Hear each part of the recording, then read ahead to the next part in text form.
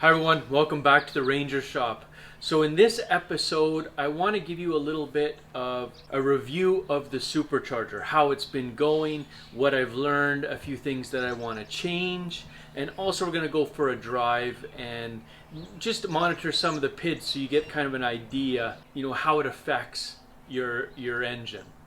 So if you're actually interested in the installation itself, I'll link it above here. Check out this video. That's a 3-part series, and I'll link the third part. That's kind of the more interesting one, the actual installation of the Supercharger itself, and then a little bit of a road test after.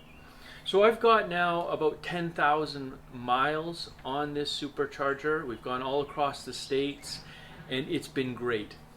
No problems at all. There was one little minor problem. One of the coolant clamps I forgot to tighten up, and so it was dripping a little bit. Tighten that up. That's the only problem I've had. Now I've got other plans in the works. I'm going to be going with a 5.5 psi pulley, so we're going to be installing that. I'm going to see if I can do that with a factory tune, but as we're driving today, I'm going to show you the pulse width of the injectors, see where we're at right now. Then from that we can calculate the duty cycle of our injectors, and we'll know roughly what they are and whether they can take that additional boost, whether it will demand more fuel than what they can produce, and then they will be in the top range where you can either burn out your injectors or burn out your ECM, your computer. I'm going to get changed into my work clothes, and then we're going to get at this thing. So before we get into the Supercharger, let's talk about this fan assembly that I installed. So this is the stock 2-core radiator, and I've got a 170 degree thermostat in there, and I've got this controller set. It's adjustable, so it's set just basically once this thermostat opens, and I could feel a little bit of flow going through that upper radiator hose. I've got this coming on, so I'm trying to have it cool, and when I'm watching my gauge, it's roughly around 170. That's very close to what it is, maybe 175 tops. In pulling my trailer, and also, even in the summer time pulling my trailer, even with the Supercharger on, I have not gone above that. Like, this fan keeps it exactly at that temperature. It doesn't vary. So far I'm quite happy with this. Okay, so now let's talk about this Supercharger a little bit. First off, my air intake. Okay, the first problem with this installation, the way that I did it, is that I'm not sucking enough air. What's happening is, as I mentioned, I want the cold air coming from outside of the engine compartment, so I'm using the factory Airbox here, but it's only sucking through that little tiny fitting down below there. I don't know if you can see that. It's only maybe about a 2-inch or less. So what I'm going to do is I'm going to install another tube through the airbox in through the inner fender, and then maybe eventually I might pick that up with a snorkel here. But as for now, I'm just going through just to get a little more air. What's happening, this is, I think, causing me some problems with my PCV system. So right now, my PCV system, I've got this oil catch can here that's coming off my valve cover, and then it's going to my intake right here. Now, on the back, the PCV valve, it's coming off the back of that intake, or that valve cover, and then it's going also into my airbox here. But what's happening is when this is boosted and you're really sucking a lot of air, it's trying to suck air through here, and it's trying to suck air through here. So what's happening is it's flattening the hose that's back there for my PCV valve, pinched right tight. So what I think I'm going to have to do is put a little better quality hose in there. Maybe even a plastic tube running through this area, and then just a little bit of rubber at the very ends where it connects to the PCV valve and where it connects over there to the port on the back of this intake. So that's it for this. Let's get those done. I'm going to remove that catch can, and then I'm going to put that hole through the inner fender over there.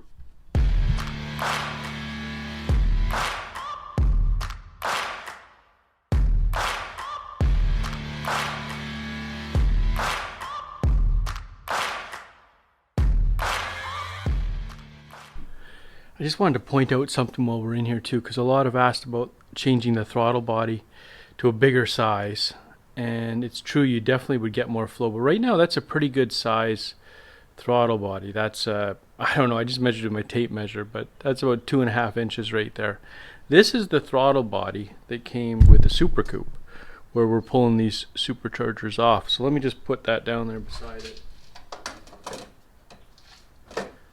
Maybe it's hard to see, but that top, like the butterfly, is 2 inches, and the bottom one's 2.5 inches. So that's a 1/2 inch bigger than the original Super Coupe, which was running a lot more boost than what currently I'm running anyways. So just something to keep in mind, that it's actually not that small of a throttle body, unless you want to run a ton of power, which honestly I feel myself anyways, that then you're just asking for things to break. Done. Let's get started on the Airbox.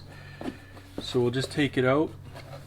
I don't know if you can see that, but that is really nice and clean in there. So that's nice. That's what we like to see. No dirt getting past the K&N. Sometimes these have a habit of leaking a little bit of dirt, especially once they get dry.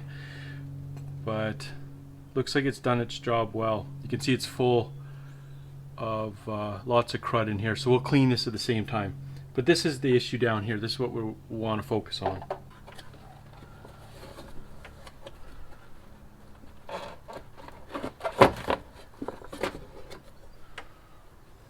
Okay, so there you go. You can, let me see if you can see that. So you can see now the size of that hole compared to the size of the throttle body is probably about this size. Throttle body is probably about this size. This is the size of the hole. This is definitely my restriction right here. So what I'm going to do is I'm going to drill through the side here and through the side of my fender, and I'm going to put a PVC pipe through there. So we're going to use a 2.5 inch hole saw. That's the outside diameter of this 2-inch ABS. Okay, there's our hole. There's our pipe. Just go right through there. Let's get our Airbox in there now.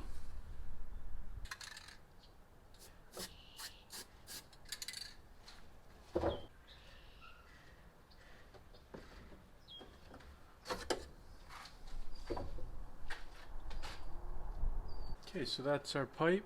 So I think I've instantly almost doubled the amount of airflow into the box. So I'm going to just use a little bit of this Dynaflex.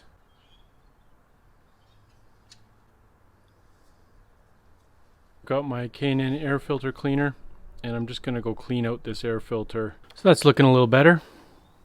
You can see right through it now. So now remember, with your K&N air filter, you don't blow it out. You know, like maybe you would with a paper filter. It'll blow the stuffing out of them. Just air dry it. So set it out in the sun. It'll be dry within no time.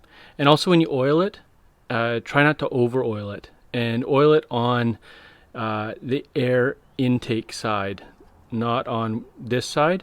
Because otherwise what happens is these molecules of oil come off of here and they get stuck to your mass airflow. And it throws out your readings. So don't go too heavy on the oil. So our K&N filter is all cleaned, oiled, and we can drop it back in here.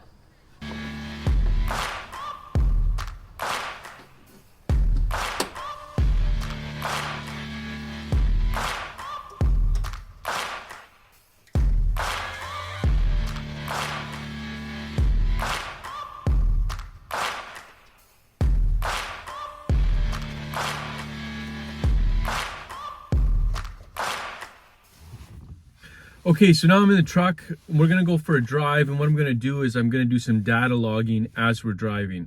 And what I'll do for you is I'll put it up on the screen. I'll do like a screen record. How I'm getting this information is I'm using an app called ForScan. Basically, it's Ford Scan, and it's probably the best data logging app out there for Fords. Basically, it's the easiest one to use. It gives you a lot of the parameters, the PIDs, already selected for our Ford Rangers. So in that ForScan app, what I'm going to monitor is I'm going to monitor our intake air temperature, my RPM, and then injector pulse width 1 and 2, And also I'm going to monitor my mass airflow to measure the amount of flow that's going through that. So what I'm going to do after I've got that information is we'll take those that data and we'll put it into a calculator, because there's not an actual PID that gives you your injector duty cycle. There's just the pulse width. So how much is it pulsing per, I think it's millisecond. So then, because your RPM is revolutions per minute, you can take those two, they're the same, their time, and you can get how much your injectors are on the duty cycle of your injectors. So that's what I want to know, is the duty cycle, because what happens is when we run more air through our motor, it needs more fuel. And if your PCM is trying to give it more fuel, and to give it more fuel, it's increasing the duty cycle, it can only go up to the max of that duty cycle. Once it hits the max of that injector, however much it can put out, it can either, one, damage your PCM, because the injector drivers are always trying to fire that rather than giving it a little bit of a pause in between. And it can also damage your injectors. So that's why you bump up your injectors, the pounds of fuel that it burns. So I really feel, though, that the stock fuel injectors will work for this 5 psi pulley. I think if you go over that, I think we'd be in trouble. But let's go. What I'm going to do is I'm going to get the truck up to temperature, and I'm going to find a nice slow incline and really load it up. Probably get it into, third gear, doing roughly about 80, kilometers an hour, 60 miles an hour. And then just see, as I'm going up that incline, if what our injector duty cycle is under load. Now this is relatively different than what I would normally do, because normally I'd be pulling my trailer. So I don't think I'm going to put on the 5 psi pulley until I've actually pulled my trailer and then data logged the information, so I know for sure that I'm not going to cook. But again, I also have my air fuel meter, which right away would signal whether I'm running lean, or if it'll be lean, running lean. Okay, so let's go for a rip. Let's get some information, and I'll throw it up on the screen here for you.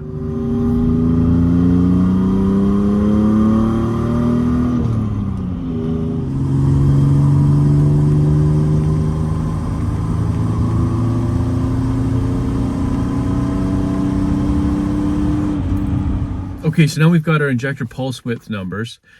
But again, we're going to take these fairly loosely, because how long was the load applied for?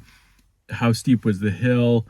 The gear that I was in. There's so many different things that can sway this, but it's going to give us a general idea. I mean, I was putting out, according to my gauge, it was putting out 4 pounds boost, and it was giving me I think roughly, I was just looking at the data logger, and I was getting about 18 milliseconds.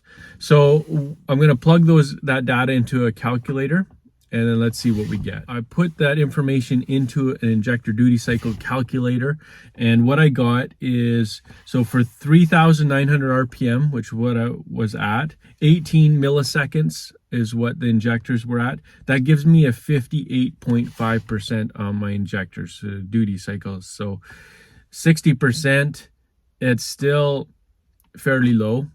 Actually, it's very low. I think we don't want to go above 80 to 90%, 90% for sure. But, in the 80 to 90%, no problem. That's a good range to be in. The injectors will still put out enough fuel so that you're not running lean. So according to this information, it looks like I should be able to run this 5 pounds boost pulley. But there is a couple other things. I just want to talk about it inside a little bit, and I'll show you my pulley. And I've also got some exhaust that I'm going to be putting on the truck, because it's interesting when you think about your boost. The freer flowing your exhaust is, the less your boost actually is. But the better your motor will run, the more performance, the more power you'll put out. Because some people, you think, oh, I got 6 pounds boost. But if you've got a very restrictive cat on there, if you've got a very restrictive exhaust, yeah, it's got to build 6 pounds, but the actual flow is not very high. And then basically you're just building heat for no reason. So I've got a fairly, my exhaust all the way back, I just basically cut up some 2.5 pipe and I welded it together, and it's basically almost straight back. I got a free flowing muffler, I got high flowing cats. So the boost numbers I'm going to be making, yeah, I'm throwing a 5-pound boost pulley on there, but the actual boost, the actual pressure, maybe it's 5 pounds if you had a stock exhaust with cats and everything. But since I've got the free flowing cats, I've got the free flowing exhaust, it will lower my boost numbers, which is good. That's what I want, because who wants extra heat for no reason? Also, I am still debating, depending on my intake air temperature, because I've got that sensor. Remember, I've got the sensor that's mounted right in the valley at the bottom underneath the supercharger, just before it goes into the heads. So based on that temperature, I'll see whether I need to run like a methanol injection, is what I was thinking. But I'm not sure if I'll need to do that either. I was just monitoring my temperatures. I think if you were in a really hot climate, 100% you're going to need to run methanol injection. You probably have to use it a lot. But in the climate we're here in Canada, with only a few months of me really towing under hot conditions, I'm not sure if I'll need it, or maybe I'll need it, but it'll only be used for that very limited time. But we'll see. Let me show you my headers though, and I'm going to show you that pulley I got.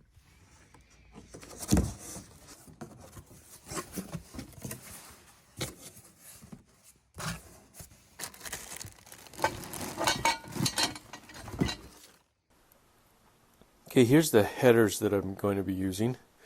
So if you notice the number when I open the box there, these are actually the headers for the overhead valve one. I've got an overhead cam here, a sock. But why I wanted these headers is because it comes with this Y pipe, this cross pipe here. And it's much bigger. This size here is probably, like, I would say this is maybe, I don't know, 2.25. And the original one is probably 1.5 inches, very small. It's almost just a little bit bigger than one of these pipes. So this should give it really good flow out of the exhaust. I'm going to have to do put another hole in here and a bung, weld the bung in here to put in my air fuel meter. And then this coating that's on here, this is just for shipping. So this is, you never put headers on with just the black coating that it comes with. It's just a cheap paint they spray on it just to cover so it doesn't rust. So I'm going to sandblast this. I'll sandblast all this and I'll spray it with my HVLP gun in some high heat header paint, and then we'll install it. But this is going to be a job for the fall, not this summer. I've got too many other things to do. I've also got my pulley here. So this is the 5.5 psi pulley, and beautiful machine as always. Very impressed with Modbox's stuff. It really seems like they put their time and effort into the product that they put out. The combination of the 5.5 but with a higher flowing, I think I'm going to probably be down like around 4 psi boost actual. But we'll see how it all goes. I just want to show you the sound now with cutting that resonator off of here and then putting that extra pipe out the side. You can actually really hear the supercharger a lot better.